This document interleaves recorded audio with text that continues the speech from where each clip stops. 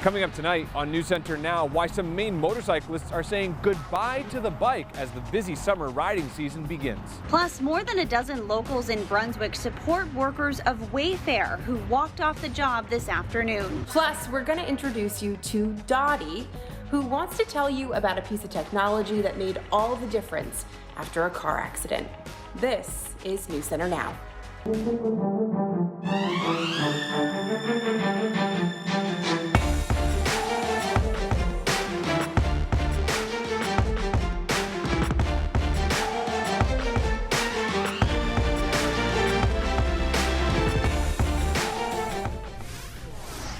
Good evening, everybody. I'm Lee Nelson. And I'm Lindsay Mills. Thanks so much for joining us tonight. We begin with a few updates on that New Hampshire crash that killed 7 motorcyclists. First, the Massachusetts Registrar of Motor Vehicles, Aaron Devaney, has resigned over the case. The Massachusetts Registrar failed to terminate Vladimir Zukovsky's commercial driving license after learning of a drunk driving arrest in Connecticut last May. Zukovsky has pleaded not guilty to the charges. A judge ruled he is a threat to the public and ordered him to be placed in preventative detention at the Coos County Jail. And there's this too. Immigration and Customs Enforcement has issued a detainer for Zukovsky, who's from the Ukraine. The New Hampshire Union Leader, the newspaper, reports that ICE officials asked jail officials not to free him, citing a pending ongoing removal proceedings. That means Zukovsky could eventually be removed from the country. All right, so we are asking you, we have been all day, do crashes like this one in New Hampshire, again, 7 people killed, affect your choice to ride a motorcycle? Head to pulse.newscentermaine.com or our Pulse tab on our mobile app and weigh in. Now, about half of you right now saying you don't ride a motorcycle, but Chris Costa spoke to someone who does and says he is trading in his bike. Lee and Lindsay, Rodney Toothaker's been riding a motorcycle for 25 years, but he says it's time to give up his hobby. He says there are other reasons besides the crashes that make him feel like it's time to say goodbye to the bike. I love it. This may be the last time Rodney Toothaker laces up his boots, The adrenaline is great. straps on his helmet, The wind blowing, sun shining. and takes his Harley-Davidson out for a spin. It's great to be out there, especially on the open road. He's been riding for 25 years, but got this bike as a wedding gift 2 years ago. I never had to fear going out on my bike, but with my wife on the back, it's it's concerning. If something happened, I don't know what I would do, to be honest with you. After 3 close calls on the roads this past weekend, Rodney's worried even divine intervention can't protect him. Life's short. But that's why I wear this, and I know when I'm out there, she's protecting me. But she can only do so much. And with all of his friends talking about the deadly New Hampshire crash and a Maine woman who also died on a motorcycle over the weekend, he's saying goodbye to the bike. It is tough. It's tough because a lot of my friends ride, and a lot of my friends are still trying to say, hey, just keep it. Staff at LA Harley-Davidson say crashes like these can hurt the motorcycle business. But I'm sure some see this and go, maybe I've had enough. And after a major heart surgery last year, Rodney says he's done putting his life on the line. Pay attention, because it's not going to be you. You got to look out for everybody else. You know what? My life and my family is more important than getting on this thing and risking my life every time I'm on it. And Rodney's not alone. He posted on Facebook Sunday night that he was planning to get rid of his motorcycle, and many people chimed in, commenting that they got rid of their motorcycles for the same reasons. They don't feel that other drivers are paying attention to them on the roads. And Lee, I know you ride a motorcycle. I bet you run into that all the time. I do, and I do run into it all the time, and you think twice for sure. It's worse now than it's ever been. I think a lot of it has to do with this right here. Well, yeah. when I talked to John Story on Saturday up at LA Harley-Davidson, he is pleading with everybody, if you drive, look twice for a motorcycle. You see the commercials on TV too. And we're going to talk a little bit more about this at 5:30 as well. All right, thank you so much, Chris. Well, it definitely turned into a better day, better conditions for a ride out there. Yeah, talked to this Keith afternoon. at noon and it still hadn't cleared out. But boy, Keith, things changed over the afternoon, huh? It's pretty nice, yeah. Yeah. Right around noon in a lot of spots. It didn't quite get there over down East Maine, sorry about that, but we didn't think you would, and you can still see some low cloudiness into the mid-coast, but the western part of the state and into the mountains cleared out nicely, and seeing a nice afternoon. Let's go forward here. There we go. There's the thunderstorms off to the west, and I'm interested to watch these because they're moving really quickly. They're in the Champlain Valley of Vermont right now. It's what, a 5 o'clock, almost flat. So they could get here in time and not die down. So we'll keep an eye on those. And look at how they explode out of the atmosphere. When it's this humid at the surface, you can go from nothing to these really high cloud tops. If you look in that last frame right there, that's the top of a cumulonimbus, a thunderstorm cloud. It's an anvil that you're looking at in that satellite. So really, really cool stuff there. Temperatures, again, dependent on your location. Dew points depend on your location, but they're high, mid-60s in western Maine and southern Maine. That's where it's the stickiest. So this line of showers and thunderstorms, we'll see if it holds together. I tend to think that it will actually hold together, even though this model doesn't have it. Most of us, though, go cloudy with fog overnight. We try to burn the fog off tomorrow. And guys, similar situation by tomorrow afternoon. Another sticky day, and tomorrow the chance of some strong to severe storms. So very summery stuff, but still active. Okay. All right. Fair enough. Thanks, Keith, very much. Talk to you again in a bit, too. Employees of Wayfair, that's that big home furnishing company, are holding a walkout today to protest a government purchase of bedroom furniture to be used at a detention facility for children at the U.S. border in Texas. Most employees taking part in this were in Boston's Copley Square near the company headquarters. And we're looking right now at some Snapchat video from that walkout today. On social media, though, some are showing support for Wayfair workers. Others are defending the business, saying it's up to Wayfair to decide who it does and does not sell goods to. Thank you, everybody, for showing up. We really appreciate the solidarity. 5 employees at Wayfair's Brunswick location were greeted by community supporters when they briefly walked off the job Wednesday afternoon. These children belong in homes, not cages, and it's time for people to stand up. Jen Nappy was more than a dozen people who don't work at Wayfair but felt compelled to show up for the Wayfair walkout planned. Hundreds of employees signing a letter to Wayfair and shared on Twitter, expressing concern over a recent $200,000 order destined for a facility that, quote, will be outfitted to detain up to 3,000 migrant children. According to employees, Wayfair responded saying it is proud to have an engaged team and, quote, we believe it is our business to sell to any customer who is acting within the laws. Meanwhile, a different scene in Boston's Copley Square, where hundreds turned out, although it's unknown how many were actually Wayfair employees. Protesters are demanding Wayfair stop furnishing detention centers, create a strict ethical code, and donate $86,000 to an immigrant justice nonprofit. Wayfair confirming to NBC News it donated $100,000 to the American Red Cross. And we should also mention Wayfair also has a Bangor location as well, and it did not appear that any employees walked out there this afternoon. All right, let's do a quick check of our pulse before we take a break. Again, do crashes impact your choice of whether or not to ride a motorcycle? And 33% saying yes, and that's quite a lot considering that 44% don't ride. Sure. Very interesting. Yeah. Very interesting. Thanks Right. for joining the conversation. Yeah, indeed.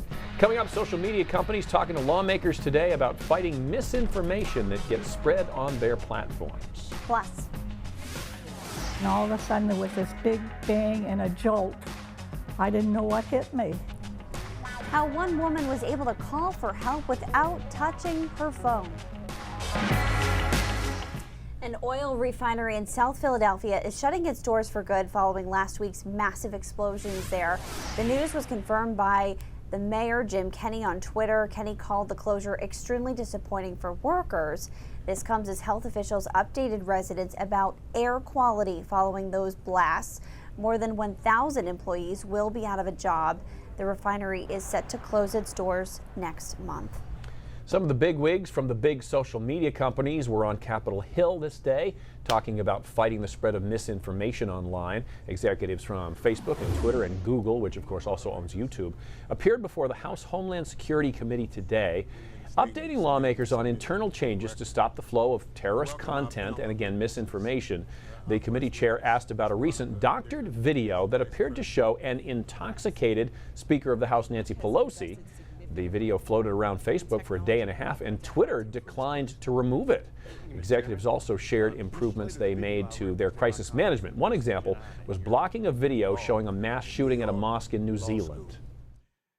We remove content when it violates our community standards.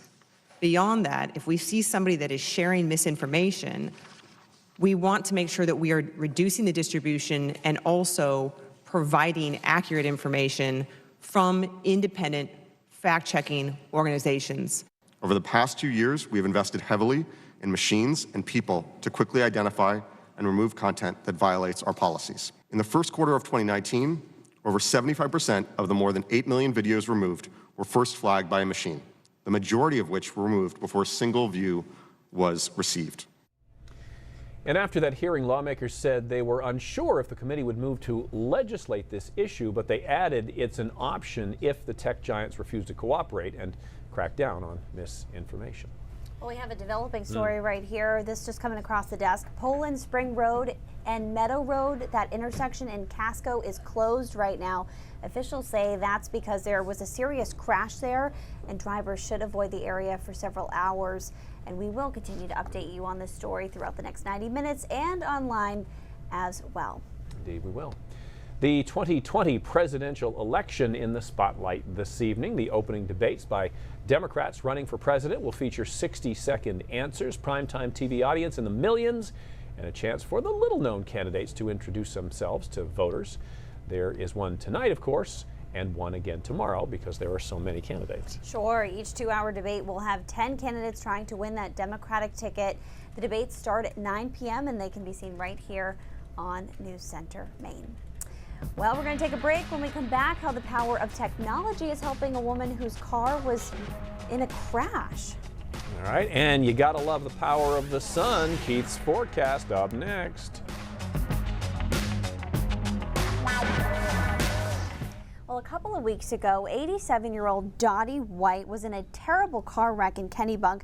She managed to walk away from that crash, but is now dealing with some bruises and broken bones. Yeah, luckily for her, help, though, came almost immediately, but it is how she was able to receive it that was truly amazing.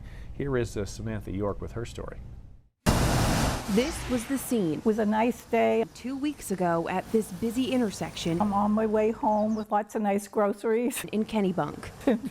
Bang. Shaken and confused, Dottie White soon realized what had happened. Apparently, a woman had come out of a road here and ran straight into me. Reeling with shock, the 87-year-old wondered how she would let her family know she'd been in a car accident. And then this happened. My watch told me, "We have you falling at Route 1 on Kennebunk.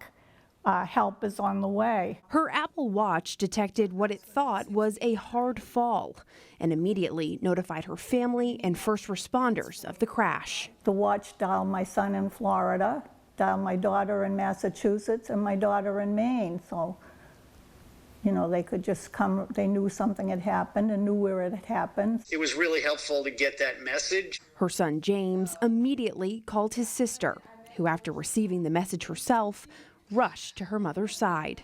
I knew Mom was all set at that point. He says it brought his family instant relief, knowing something as simple as a watch could provide this much help in an emergency. She's always been independent and she's happy to be in her own home, so it's nice for us to have this communication so that if there's any kind of a problem, we can respond very quickly. She's got a few broken bones. I've broken my clavicle right here, broken ribs here, and a bone in my foot. But Dottie is now back home, resting and reflecting. It's pretty nice to just have it on your wrist. You have the time, the weather, and help. Saying no matter how old you are, there's always peace of mind in knowing help is never far away. Very cool. Again, the technology is really good in some instances. It's kind of troublesome in others. Every night it seems like we have a story one way or the other. Gotta pick your poison. Yeah. I might have missed this. How does it know the difference between you falling and dropping the watch, for example? I wonder how its algorithm determines the difference, right? Because there's got to be a difference. I think it's convection. Is it a convection You thing? have a watch. Let's try it out right now. I don't have an Apple Watch, actually. Just kidding. I'm not a smartwatch person. I will be eventually, I'm sure, as I'm dragged into it. But I like the idea that you can put your phone at least in the other part of the house every once in a while. Yeah. And people, like, you ever notice even at my age, at my advanced age, people are like offended if you miss a text for an hour and a half. Mm-hmm. You know what I mean? Totally. Right. Like, where are you at? Like, I don't know, just didn't have it with me. It was in the kitchen. My work phone has been off for months. Months. I used to look at the visible satellite. Hope nobody tried to contact me for anything important. We didn't really clear out over down east and northern Maine. I'm really interested in this line of thunderstorms off to our west because almost all the mesoscale or small scale models crush this line and it doesn't get to us. But I'm wondering if that's accurate because these storms are getting pretty feisty here. Severe thunderstorms coming through Burlington, Vermont, and a severe thunderstorm watch likely to be issued through New Hampshire. So let's see, but it's juicy enough that we might be able to get these through Vermont and New Hampshire in time for us after sunset tonight. And you can see the tops of these clouds rising rapidly into the upper atmosphere as well. So we'll see. It's certainly primed to our west. I think the problem might be when it runs into this marine air in Portland and Wiscasset, but Freiburg could see these thunderstorms later today and maybe even into Sanford. Certainly some of our western areas could get these in here, but it's only in the upper 50, 60 right now in Bangor, but all of us starting to see these higher dew points in the mid 60s. And that's a theme over the next couple of days that we've talked about, is the humidity is here to stay, at least until Sunday, and then probably coming back for next week. Our forecast, again, it has no mention of this line of thunderstorms that's already out there, so that's very suspicious. I think they could move in after sunset over western Maine at least. Most of us, though, just cloudy, some fog along the coastline. We fight that fog in the morning, burn it off, and then we get back into that unstable environment again tomorrow afternoon with some thunderstorms, some of which could have some hail or some damaging winds, so we'll keep an eye on those. And then Friday, we start with some fog, but we burn that off, and we start warming up pretty quickly. Friday afternoon looks hot for most of us. Dew point tracker here. Up and away. Saturday, dew point could be around 70, then back down on Sunday. Monday and Tuesday at this point look reasonable as far as that goes. So overall, it's pretty warm. You know, the interesting thing about Friday is I popped the coastline up a little bit. I think we'll have some 85, 86 degree readings. How long that lasts along the coast? Most likely it goes something like this: 85, 78, 78, 78. I think once we bottom out, it's going to be humid enough to keep us warm through the afternoon. It's just that we'll only be hot a short period of time. Inland will be hot for a lot of it, and then showers and thunderstorms still look likely on Saturday and Sunday. They're not washouts. Some of the storms could be on the stronger side. Looking good Monday, and even the scattered stuff Tuesday, Wednesday, again, really, really isolated both of those days. So up until at least the 4th of July, looks pretty good. Fine. Yeah. We can't quite see what the 4th is doing just yet. A little too early. But there's no big rainstorm or anything. I just can't nail down the details. Got it. Sure. So. It's comfortable. That sounds pretty darn good. It's reasonable. Yeah. I like it a little warmer. I always think of this as the apex of summer. Right. Yeah. It's not statistically, but a little warmer, but it'll be upper 70s, right around 80. Right. So. We'll be wearing shorts and shirt. Yeah, you know, right. So it'll be. That's the standard from which we should judge. Right. Probably. Right. Yeah. All right. Excellent, Keith. Thanks very much. Checking out our Pulse poll results so far tonight. Do crashes impact your choice of whether to ride a motorcycle? Of the percentage who do ride motorcycles, we have 31% saying yes. And I love this comment from Teresa on our Facebook live stream. She says, "This grandma loves riding, and I will ride as long as my body allows." There you go. Very cool. It is fun for sure. All right, now this summer wedding season's upon us, and it is expensive for everybody. It really is, especially guests. According to a new study from Zelle, 84% say they prefer money as a wedding gift. 60% of men say they would rather give money instead of selecting a gift from the registry. 42% of women say the same thing. 25% of millennials say they've spent $500 or more just to attend a wedding in the past year or several weddings, but that's not even including a gift or gifts. Right. Yeah. Just to get it's there, expensive. the outfit. Right, because sometimes you have to travel to go to. Yeah. All right, check out this cute video. Yeah, this is in Orlando. Police officer Alex Kipp was driving home from work, and he spotted his own 10-month-old daughter riding her stroller car against traffic. So he did what every responsible officer would do. He pulled her over. I don't believe this is a laughing matter. License, registration, proof of insurance, please. You don't have a driver's license. I don't believe this is a laughing matter. Yes. This is not funny. Actually, it was a laughing matter. It looks like her smile melted his heart because he eventually let her go with just a warning. I love that with a big smile. So sweet. There's a lot more happening on News Center Maine at 5:30, including more from Chris Costa on how at least one motorcyclist has had it with those recent accidents and all the close calls he's had on the road. Also coming up, charges are mounting against singer R. Kelly. He was back in court today. And a preview of tonight's big debate between half of the Democratic candidates for president. The other half will get their chance tomorrow night. That's all coming up on News Center at 5:30. And we're back with Raindrops after this. All right, one last check of our pulse results tonight. Do you think those recent crashes or accidents would cause you to change your motorcycle riding habits? 31% of you saying yes. So thank you guys so much for joining that conversation. We had quite the conversation going on our Facebook Live today about that as well. We were just talking about also cars have gotten so safe.